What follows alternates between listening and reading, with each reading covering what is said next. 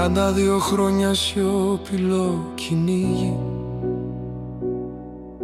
μια ημερομηνία, ένα σημάδι κοινό. Ψάξαμε εκείνον που γεννήθηκε μαζί, στην ίδια ώρα, στην ίδια αρχή. Κι όταν τελικά στάθηκε μπροστά μου, δεν ήταν θαύμα, ήταν φωτιά. Ήταν πληγές και θυμός κρυφός και μίσος που χτυπούσε σαν τείχος. Δεν ήταν αγάπη από όλους ούτε φως παντού, ήταν δρόμος με αντίσταση, ξένο μίσος. Μα δεν παρατήσαμε την προσπάθεια ποτέ, σταθήκαμε όρθιοι, κρατήσαμε φως. Ο κύκλος έκλεισε, στη σκάλα στάθηκα, τίμησα την ιστορία που άντεξε πολλά. Όχι φύγη, όχι θυμός, μόνο ευθύνη και φωνή. Το λέω ξανά. Ο κύκλος έκλεισε εδώ, ο κύκλος έκλεισε, το βάρος έγινε φτερό. Κι ό,τι δεν άνοιξε χθες, σήμερα πάει μακριά.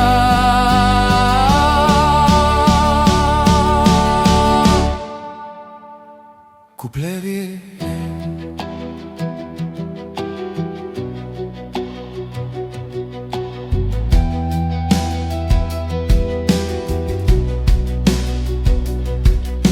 Η μπάλα δεν κρεμάστηκε, έμεινε στο κουτί.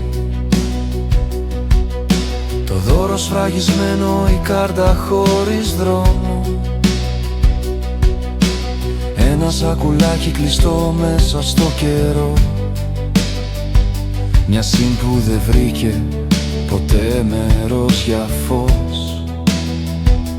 Ό,τι δεν δόθηκε έγινε βάρος βαρύ. Μα δεν με λύγησε, μου δόθηκε αρχή.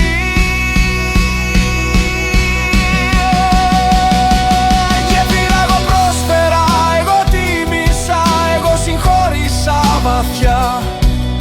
Δεν κράτησα μίσος, το άφησα πίσω μακριά.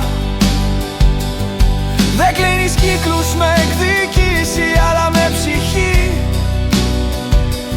Πάνω στη σκάλα στάθηκα για να σβήσει η σιωπή.